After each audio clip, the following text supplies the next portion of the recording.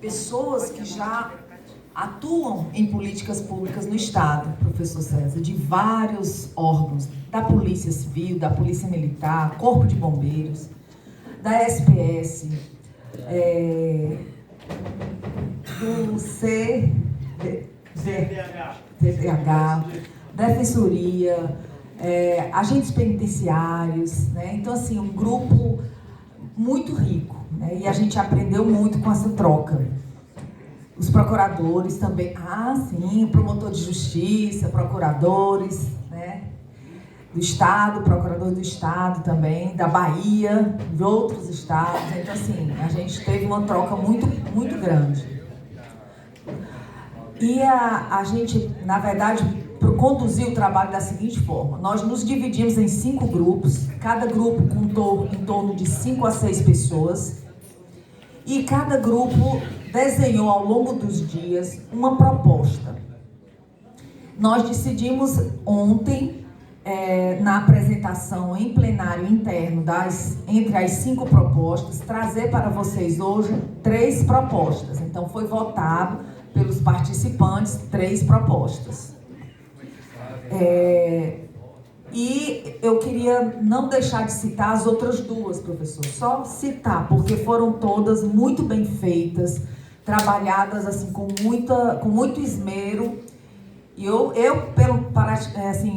achei todas ótimas. Por mim, a gente teria todas as propostas, né, encaminhadas, então não posso deixar de falar. E como aqui nós vamos ter a apresentação de 3, eu vou só mencionar as outras 2 que não estarão aqui. Antes também para corrigir, né, assim, para a gente não eu não falei aqui para o professor, mas estou falando agora que a Micaele chegou, está aqui presente, foi uma facilitadora também. Vamos assim, um trabalho, o trio, né? O trio que ajudou, que procurou de alguma forma entender as propostas que os colegas profissionais de várias áreas estavam apresentando. Então, nosso trabalho foi basicamente de ouvir e entender. Enfim, as 2 propostas que não serão apresentadas aqui pelos companheiros foi uma que tratava de uma estratégia de aproximação da sociedade civil com a iniciativa privada para o fomento, qualificação profissional e inserção no mercado de trabalho de pessoas privadas de liberdade e egressas. Então, seriam políticas que eles previram políticas para captar empresas para dentro dos complexos penitenciários, no sentido de qualificar profissionalmente, e também uma proposta que previa a absorção dessas pessoas dentro do mercado de trabalho extramuros, quando elas saíssem. Então, uma proposta muito boa, também voltada ao sistema prisional.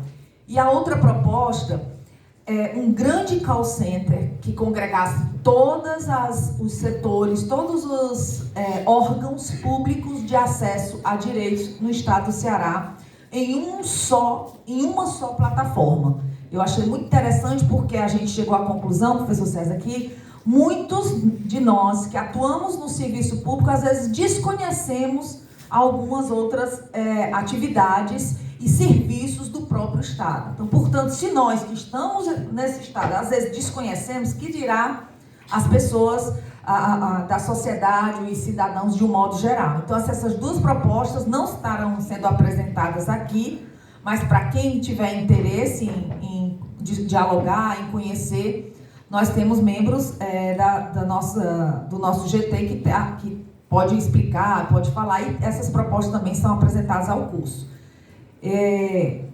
Eu vou, como não vai dar para compor a mesa todo mundo, e tem um grupo que não está aqui, eu vou chamar depois das apresentações.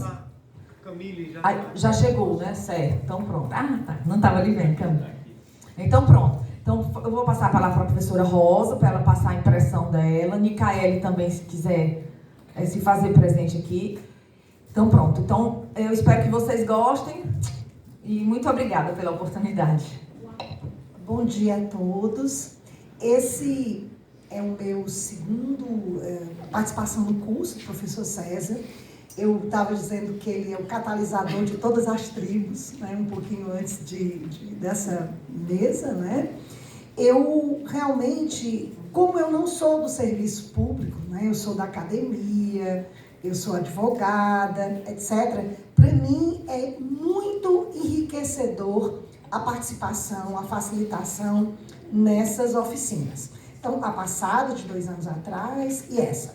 Então, o nível de conhecimento da coisa pública, da res pública, né, das pessoas que vêm para cá, desse público tão qualificado, né, é fenomenal, eu diria. Então, primeiro, eu queria parabenizar a todos, né, por esse nível de congraçamento, esse nível de participação, de comprometimento em se fazer presente todos os dias, com essa qualidade das discussões durante 2 semanas. Então, as nossas discussões foram muito ricas, exatamente por conta da diversidade, né, da representatividade de vários segmentos, né, da coisa pública, né, digamos assim, e essas cabeças com muito conhecimento e boa vontade, basicamente desenharam, né, teceram políticas que são efetivas e que eu acho que, como a professora Aline e a professora Micaele, nós achamos que elas podem efetivamente vir a se materializar para melhorar a vida das pessoas. Porque aqui o grande mote, digamos assim, das nossas discussões, evidentemente, a gente tem um substrato teórico e tudo mais, mas o que a gente quer? Que a gente quer transformar tudo isso em ações. Como é que a gente pode viver melhor em sociedade e como é que nós podemos incluir pessoas que estão, né, sob o palio da invisibilidade e por aí vai, notadamente as pessoas mais vulneráveis. Então, eu já passo a palavra para a professora Aline, para ela chamar o primeiro grupo e assim sucessivamente. Muito obrigada pela atenção. Então, eu vou chamar para apresentar a primeira proposta, que é uma atenção à saúde mental coletiva de adolescentes em situação de evasão escolar no estado do Ceará, no período pós-pandemia Covid-19. Com a palavra, Pablo.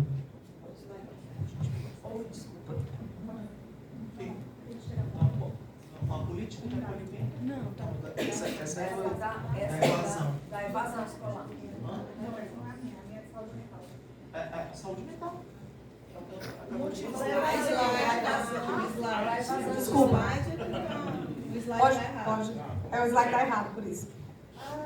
Porque lá. De levar a questão. É tua. Bom dia. Oi?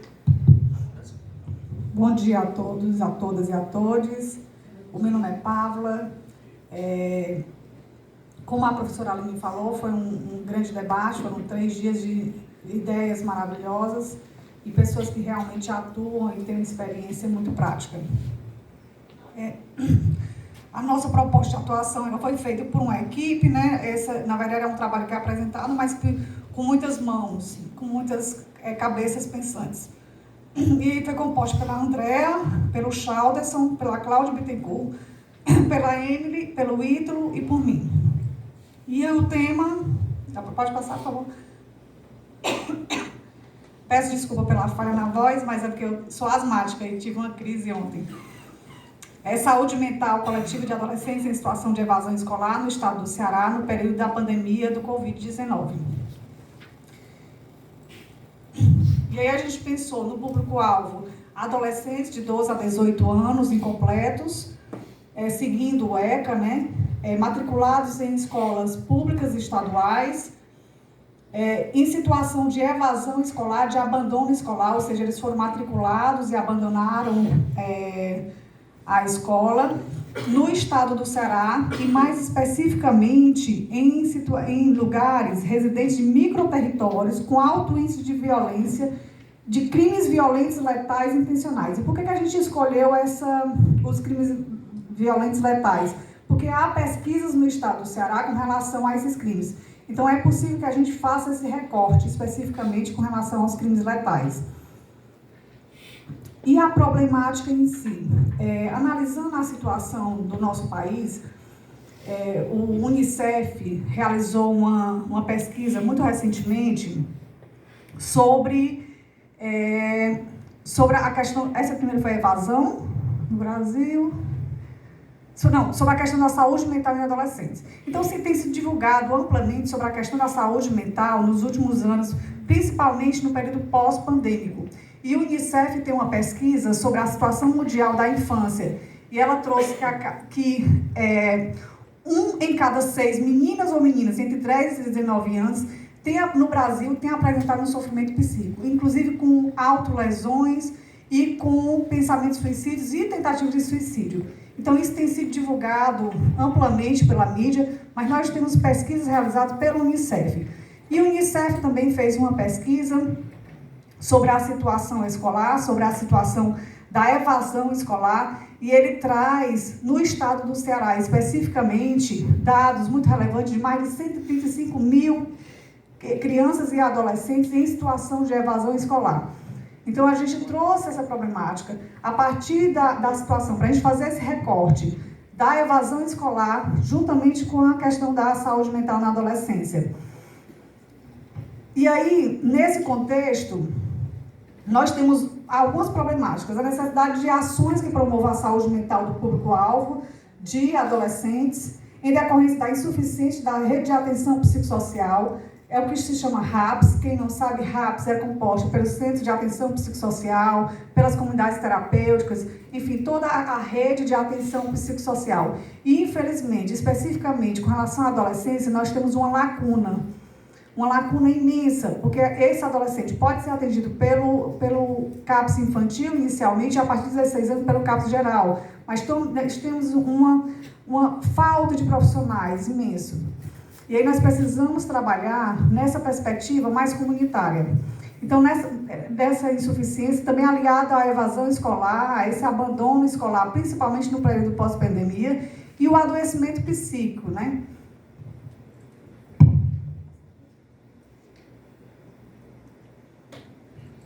Então, como é que nós executaríamos essa política pública? Seria executada pela Secretaria de Saúde do Estado, tendo em vista que se trata da questão da saúde mental coletiva, em parceria com a Secretaria de Segurança Pública e Defesa Social, com a Secretaria de Proteção Social, Justiça, Cidadania, Mulheres e Direitos Humanos do Estado do Ceará, com a SEDUC, Secretaria de Educação, com universidades e entidades públicas e privadas e com a sociedade civil organizada. E nós pensamos também na possibilidade de instituições das ordens, dos conselhos de classe, porque a gente precisa trazer os conselhos de classe para essa discussão, para essa compreensão desse contexto e de uma abordagem sistêmica, né? Precisa compreender o que é que acontece. A atuação, como é que aconteceria? Com a equipe multidisciplinar, com o desenvolvimento de um trabalho interdisciplinar e intersetorial, composto por psicólogos, assistentes sociais, profissionais de escolas públicas e estaduais, sobretudo aqueles capacitados como facilitadores de ciclo de construção de paz, profissionais da segurança pública do Estado e representantes de categorias profissionais.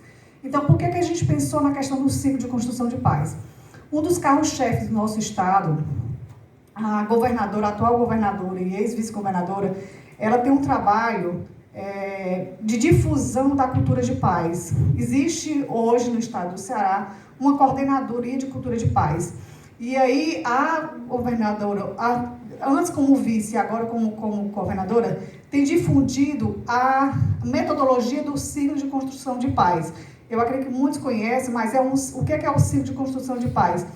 É uma metodologia onde todos há uma horizontalidade, onde todos têm voz e vez. Todos os saberes e todas as potencialidades são ouvidas. Então, através do círculo, a gente consegue dialogar e a gente consegue ter soluções. E a gente consegue perceber quais são as dificuldades e quais são as potencialidades daquele lugar, daquele território, né? E também considerar o que a Samara falou, que é muito importante, que todo e qualquer trabalho tem que ser para a comunidade e com a comunidade. A gente tem que considerar os valores, as questões culturais, as potencialidades, as limitações daquele território em si. Então, faz necessário que a gente atue fazendo inicialmente uma territorialização, uma compreensão daquele local e de acordo com cada demanda, né? Para a gente não impor um saber e chegar como se nós fôssemos superiores, impondo um saber ou uma política pública que não vai, talvez até não haja uma adesão completa. Então, a gente pensou que, inicialmente, como é que seria isso? Como é que as etapas? Inicialmente, a gente começaria na capital cearense. O Ceará, eu vou mostrar mais na frente um mapa, que a segurança pública tem áreas integrada de segurança pública, houve uma divisão, por uma questão metodológica mesmo, com maior índice dos crimes violentos, né? E aí, a gente iniciaria numa área específica, a gente pensou na possibilidade de trabalhar numa área específica, por exemplo, Messejana, que é uma área que é o maior índice de violência, e depois ir expandindo, né? Depois para as outras AIS, nesse sentido, e utilizando, quais são os métodos que nós vamos utilizar, quais são os equipamentos sociais do território. Porque em cada território tem equipamentos sociais que a gente já pode fazer uso desses equipamentos. Então, escolas, centros comunitários, ONGs, enfim, nessa construção conjunta, certo? Deixa eu só passar aqui. Esse é o mapa do Ceará, onde você vê a divisão, né? Foi feita uma divisão com várias AIS, são 22. Então, isso estrategicamente é importante para que a gente possa coordenar da melhor forma possível. E aí, com relação às etapas, nós faremos um levantamento de dados sobre essa questão do abandono escolar na SEDUC, nas escolas. Por quê? Porque, às vezes, em algumas ocasiões, é possível que a SEDUC não tenha recebido ainda os dados. Então, a gente pode estar em contato com a SEDUC, mais especificamente com as escolas. E também um levantamento de dados com o grupo de segurança escolar, que é composto pelo pessoal da polícia, né, que faz um trabalho, e aí seria realizado um cruzamento desses dados para que a gente possa, de fato, atingir o maior número de jovens nessa situação.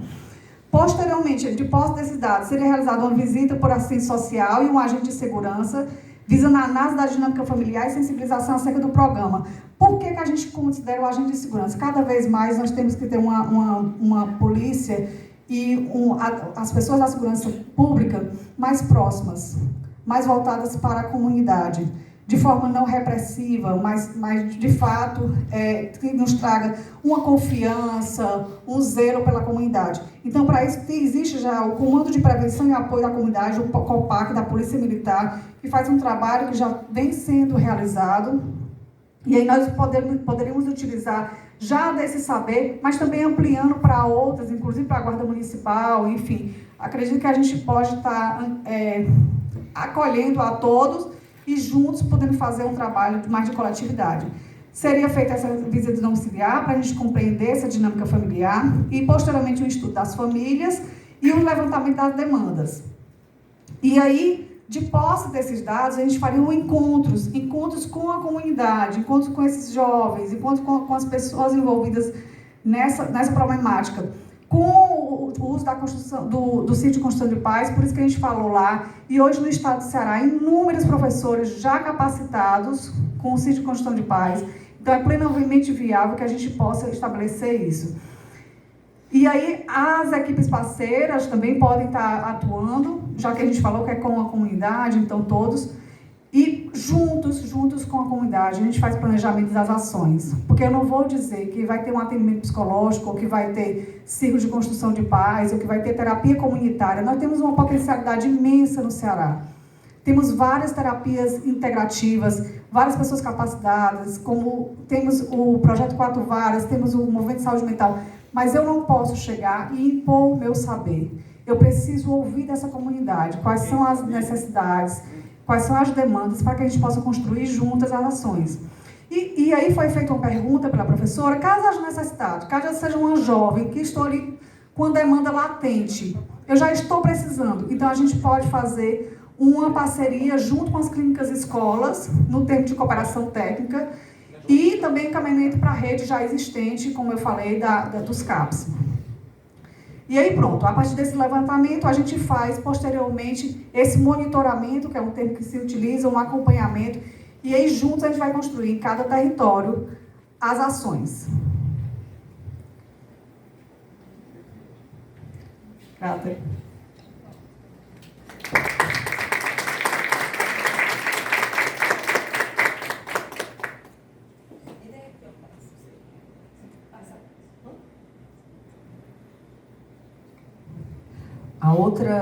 outro grupo que vai falar sobre a política de acolhimento e atenção às comunidades vítimas de deslocamentos forçados.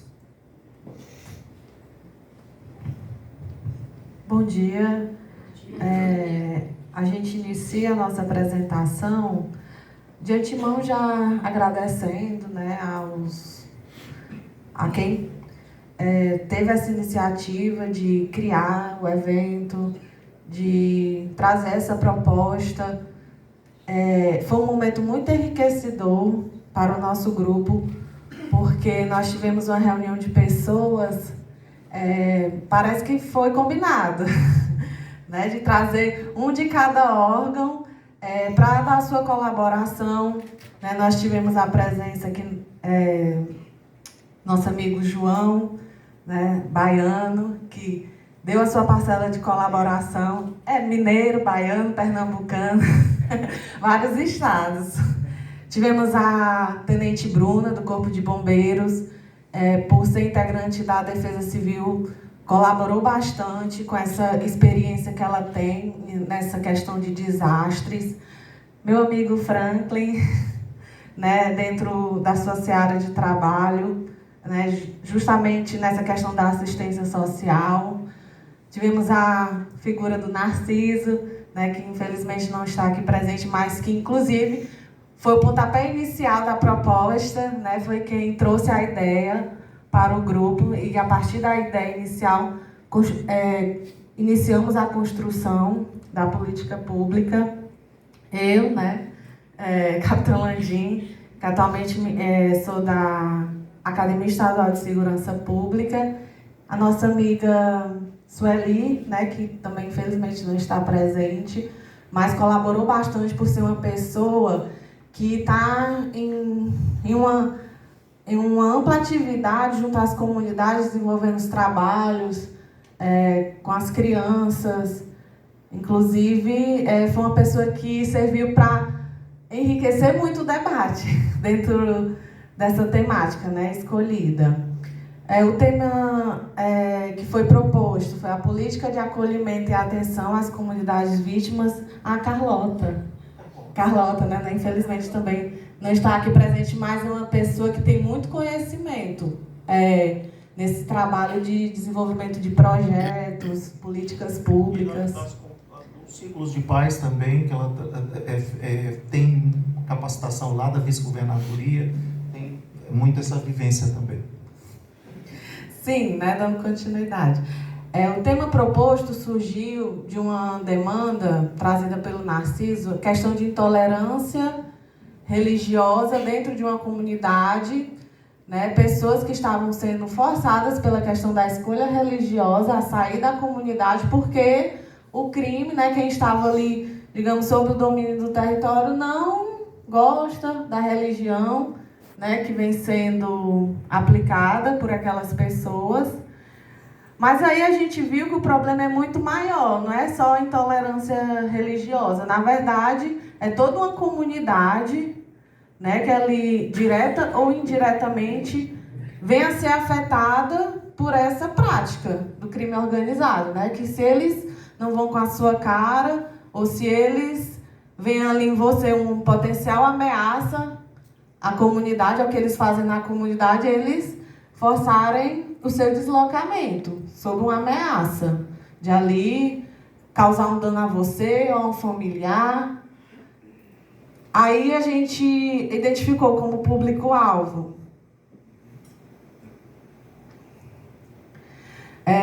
no caso, nós elencamos dois, os diretos e os indiretos. Os diretos são, de fato, as pessoas vítimas de ameaças para deixar seus lares e seus familiares.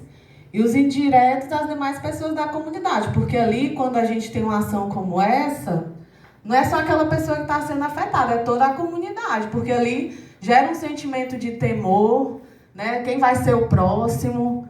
E, ao mesmo tempo, muitas vezes essas pessoas não chegam na segurança pública para denunciar, porque elas têm medo, né, do que vem acontecer com elas ou com algum familiar. Então, a gente viu essa necessidade, porque muitas vezes só chega quando já está muito desenvolvido, né, esse processo de deslocamento. Então, realmente, a gente viu a necessidade de se debater e se criar uma política. E pode passar. A problemática envolvida: ocupação do território pelo crime organizado, guerras de facções, intolerância religiosa, pessoas em situação de extrema vulnerabilidade sendo expulsas de seus lares e exploração econômica dos imóveis pelo crime organizado, porque, como foi bem trazido pelo nosso amigo Narciso, muitas vezes essas casas, né, esses imóveis, eles acabam sendo utilizados pelo próprio crime, como meu amigo Franklin. Porque são muitos debates. Que aquele imóvel vai servir, às vezes, para ser usado pelo crime financeiramente, né? Ele vem alugar o imóvel, que ele fosse uma pessoa que muitas vezes já é de uma condição muito ruim financeiramente, né? Está ali em uma extrema situação de vulnerabilidade, e também a questão de, às vezes, usar aquele imóvel para estar botando outra pessoa para morar, né? Quando de fato não é o dono do imóvel. Pronto, aí dentre as alternativas, a primeira pensada porque o que é que a gente percebeu no nosso diálogo? Que já temos muitos órgãos que fazem já um trabalho voltado para o atendimento, um acolhimento, mas o que é que a gente percebeu? A necessidade de haver uma integração, uma institucionalização, como meu amigo Franklin bem frisou. Então, a nossa primeira ideia foi a criação de um comitê integrado de políticas públicas de acolhimento e atenção às vítimas de deslocamento forçado para a atuação de forma integrada dos atores responsáveis pela rede de assistência e acolhimento. Agora eu vou passar a palavra para o meu amigo Franklin para ele explicar um pouco melhor, né, esses atores que foram elencados para fazer parte desse comitê. Gente, só ressaltando que deslocamento forçado é visto pela Cruz Vermelha Internacional como situação de guerra. É colocado de forma análoga à praça de guerra, como acontece em alguns outros países, com formação de grupos, de facções e de milícias. É um sintoma de caos, de falta de ordem e de ausência de Estado. Então, o remédio para a ausência do Estado é presença do Estado, através de seus diferentes órgãos, com uma articulação das políticas públicas pertinentes, de uma forma a evitar um retrabalho, porque as boas intenções existem, mas nós não podemos nos atrapalhar, inclusive, no propósito de conseguir uma efetividade dessas ações. Então, nós elencamos aqui alguns fluxos que já existem para que se aproximem para melhorar a efetividade das ações já empreendidas. Então, coloquei aqui. Nós colocamos a SPS, Políticas Integradas, Assistência Social e Gestão do Risco. Por quê? Porque os deslocamentos forçados, como foi mencionado, quando são individuais, muitas vezes o Estado não toma sequer conhecimento. Nós acabamos conhecendo quando não dá para desconhecer, que são os deslocamentos forçados coletivos. As informações nos chegam, infelizmente nós temos uma dificuldade grande pelo medo de prevenir efetivamente, então nós corremos no sentido de remediar um dano já acontecido. Então aqui, mas nessa peneira de recomposição, eventualmente algumas pessoas poderão ser feitas as análises de risco, incluídas em programas de proteção. Hoje em dia, o Ceará, por exemplo, e isso eu acho interessante, porque os programas de proteção, eles têm financiamento federal. Nós temos 3 programas de proteção típicos que todos os estados brasileiros exercem, com repasse de recursos federais, que é o Programa de Proteção de Defensores de Direitos Humanos, o Programa de Proteção de Testemunhas, que aqui é a questão processual e de instrução criminal, e os programas de proteção para crianças e adolescentes. O Ceará criou um 4º. Por quê? Porque existe uma zona cinzenta de risco em que as pessoas não conseguem ser eleitas na inclusão dos 3 primeiros. O que acontece? Como só é de acontecer, o cobertor é curto. Cobre a cabeça, descobre os pés. Então, e isso já está acontecendo por conta dos deslocamentos forçados, uma ampliação dos recursos destinados ao PPPRO, que é o Programa de Proteção Provisório. Os acessos desses programas, né, o nosso amigo Gleidson está ali, são muito bem administrados por organizações e coordenadas lá também na SPS. Inscrição dos programas sociais, ver a atenção integral das pessoas que estão tão vitimizadas pelo sinistro. A investigação e ocupação imediata, a primeira fase do tratamento de deslocamento forçado, obrigatoriamente será pela segurança pública, que faz a limpeza de território, a varredura da situação e uma primeira gestão do risco e análise do impacto.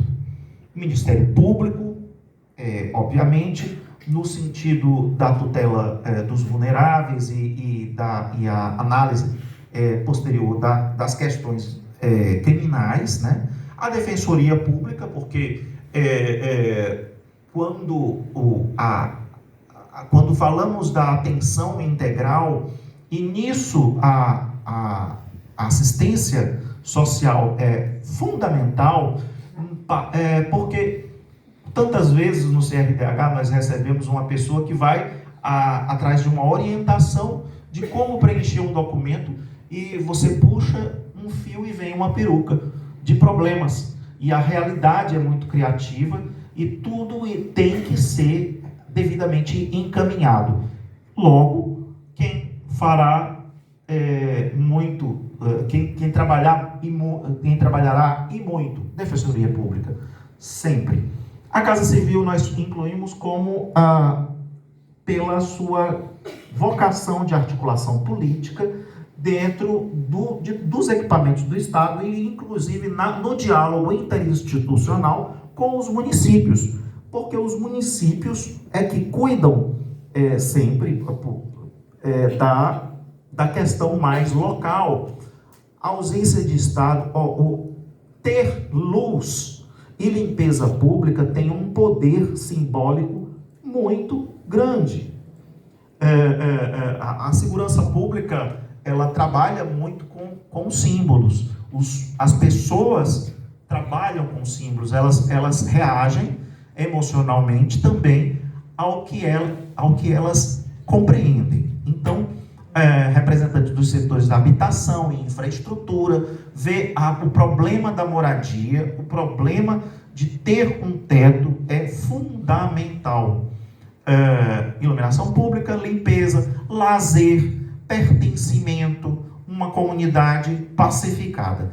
Criação de um núcleo integrado com uma equipe multidisciplinar para suporte às pessoas direta e indiretamente afetadas. Aqui temos a coordenadora do CRAVE, que também trabalha com vítimas diretas e indiretas nos crimes de homicídio tentado consumado e violência sexual, sobretudo, né? Então, nessa realidade, precisamos ter à mão todos os atores, porque é um trabalho conceitualmente complexo e precisa ser rápido.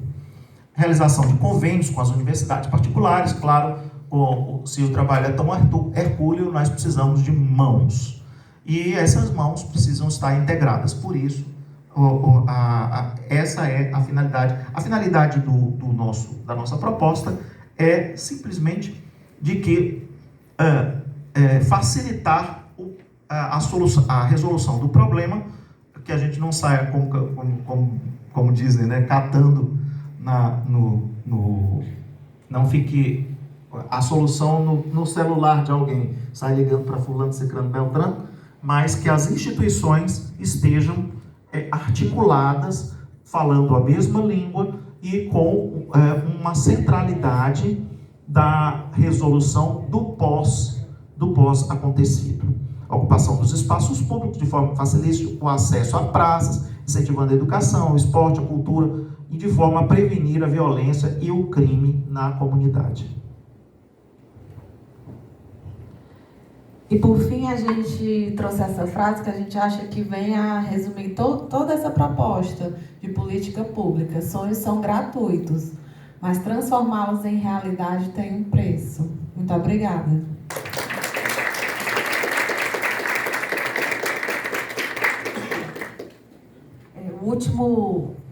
A última proposta é do Núcleo de Apoio e Regência à Pessoa em Sofrimento Psíquico e Adoecimento Mental Vítima de Violência.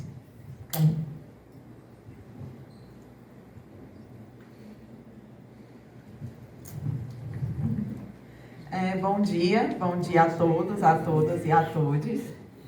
Eu me chamo Camille, estou representando o grupo na apresentação da proposta, mas gostaria aqui de agradecer a cada um dos integrantes que se esforçaram e que a gente teve várias ideias, porque todos têm muito conhecimento nas áreas que a gente está abordando, mas acabamos decidindo essa, mas queria agradecer a Maria Helena, ao Bernardo, a Bianca, a Nayane, a Deviane, a todos que estavam presentes e ajudaram na elaboração dessa proposta.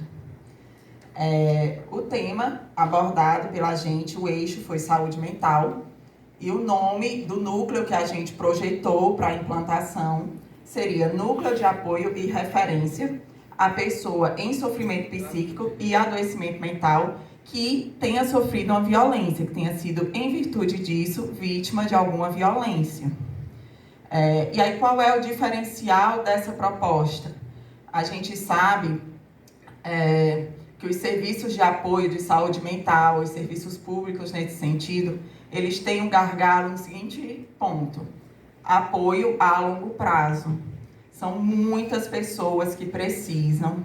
A gente sabe que a gente tem, por exemplo, os CAPs, mas a demanda é muito grande, é uma demanda que extrapola o nível, a capacidade daquele serviço. E também ele é geral, ele é para toda a população. E esse vai ser voltado para vítimas de violência que estejam nessa situação de adoecimento psíquico, de adoecimento mental. E aí, qual seria o nosso público-alvo? A pessoa que, em virtude disso, sofreu violência, sendo crianças, adolescentes, adultos, idosos, homens, mulheres, qualquer pessoa que, de fato, tenha sofrido esse tipo de violência.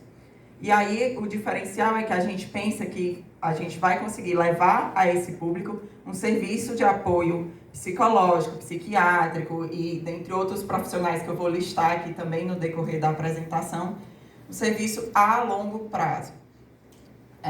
E aí, quais seriam, por exemplo, as formas de acesso a esse núcleo? Foi pensado por toda a equipe que as formas de acesso seriam não só por encaminhamentos, tanto por órgãos governamentais quanto por órgãos não governamentais, mas a gente também pensou em receber por demanda espontânea. Aquela pessoa tomou conhecimento daquele serviço e ela foi lá e foi atrás mesmo de ser atendida, de mudar aquela situação.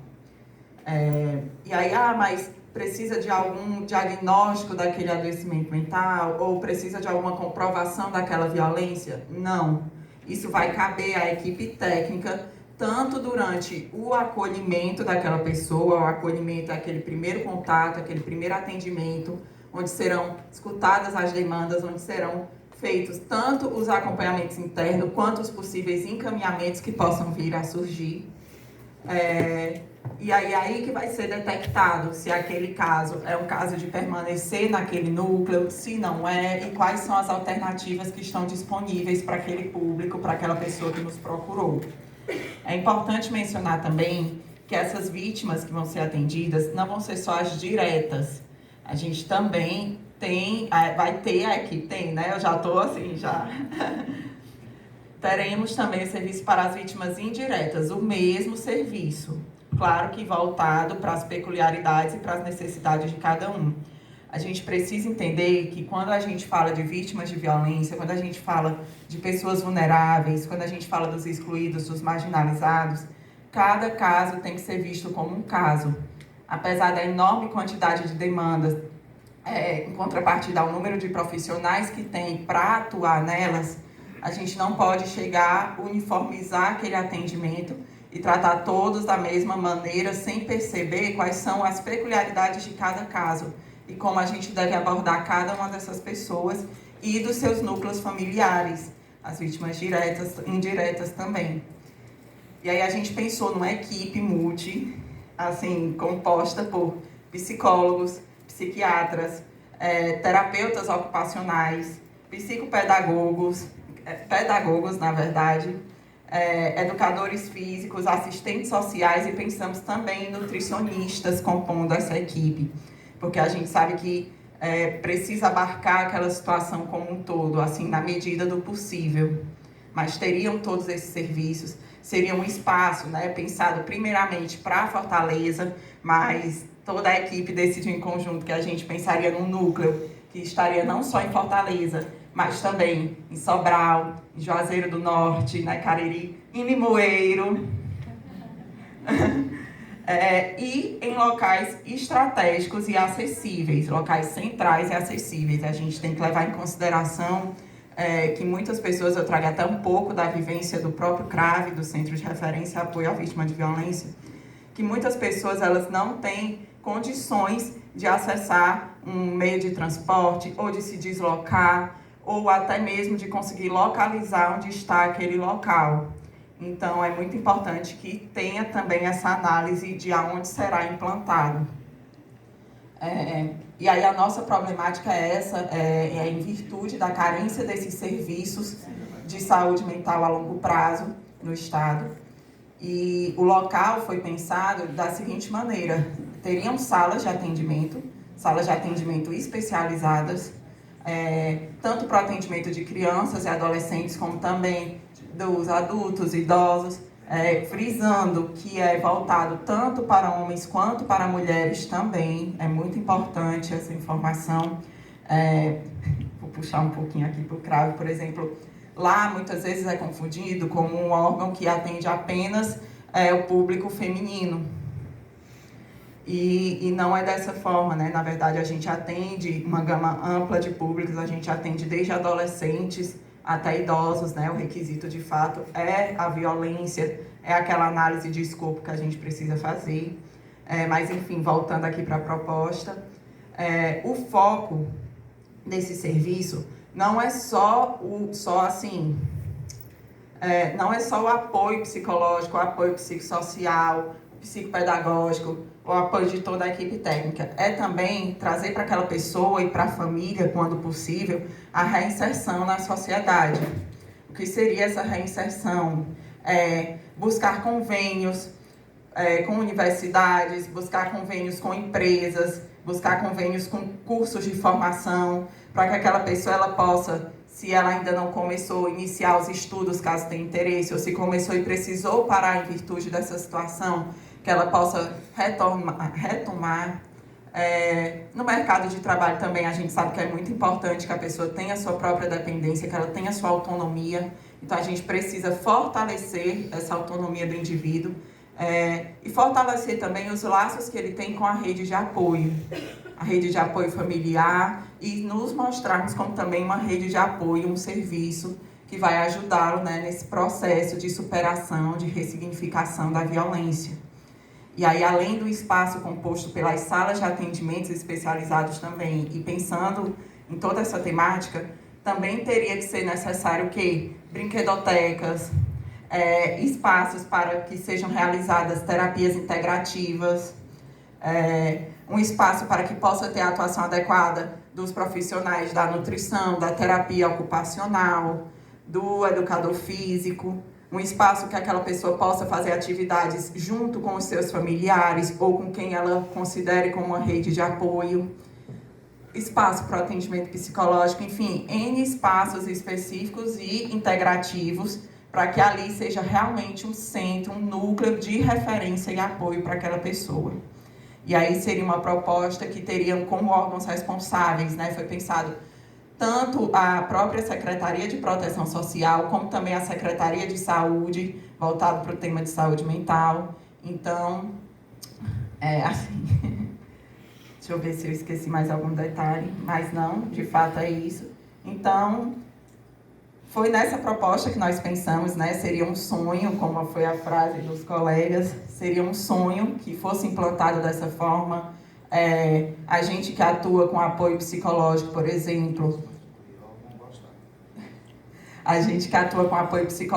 exemplo, a gente precisa ter um número específico de atendimentos, a gente não presta um serviço a longo prazo, tanto pela quantidade de demandas quanto pela quantidade de profissionais.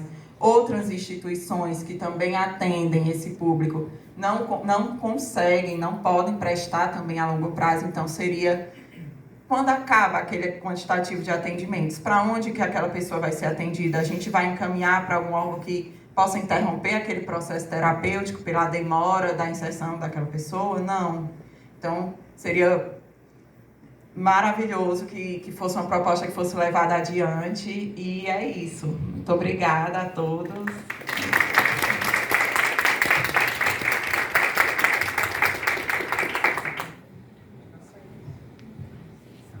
Antes de encerrar, eu devo fazer algumas observações. Em primeiro lugar, à tarde nós teremos a apresentação dos relatórios das 3 visitas e em seguida uma conferência magna da professora mexicana Julieta Morales Sánchez, com quem eu organizo todos os anos um livro.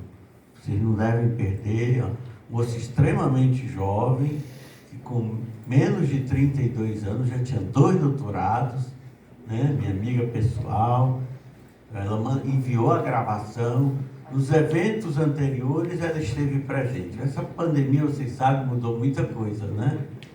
Quem são, eu pediria, os representantes de cada grupo podem se identificar.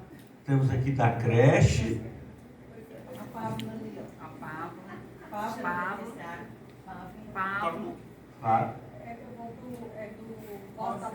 Voz da Liberdade e o presídio, quem é?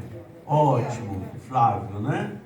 Ótimo. Uma coisa importante para vocês terem consciência, vocês que estão aqui. No curso anterior, o 7º curso, nós demos pouco mais de 30 certificados de alunos presenciais. Veja bem, porque nós somos muito rigorosos com relação à presença. Tem muita gente pensando que, não, né, que vai receber o certificado. Vai não. Eu só vou dar certificado a quem tiver comparecido a pelo menos 75% do curso. Os outros vão receber certificado de observadores. E tem um detalhe: quem receber certificado de observador não vai poder pleitear o certificado do curso de extensão universitária. Porque o curso de extensão universitária é restrito aos alunos. E aos alunos que, além de assistirem a 75% do curso, fizerem um trabalho escrito que será avaliado por 2 professores, entre eles eu, né? E só assim terão 6 meses para fazer o trabalho escrito. Na próxima semana eu vou dar as instruções desse trabalho, né? E depois de 6 meses a gente faz a avaliação e aqueles que forem aprovados vão receber um certificado de curso de extensão universitária. Está tudo claro isso, né? Então, eu queria chamar, são 7 voluntários. para fazer a entrega do certificado. 7 voluntários. Vamos lá? Quem que se apresenta?